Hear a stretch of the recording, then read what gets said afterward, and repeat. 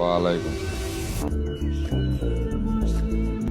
বাবা ও হচ্ছে বিনতির কাজিন। মুশফিক শিক্ষিত ছেলে, ঢাকা থেকে আসছে, ভালো পরিবারের ছেলে। তুমি এখানে কেন আসছো? তাহলে তো আঙ্কেল আপনার এটাও জানার কথা যে আমি তার দিনের জন্য আসছি। তোমার সাহস দেখে মা অবাক। তুমি কার সাথে কথা বলছিলাম?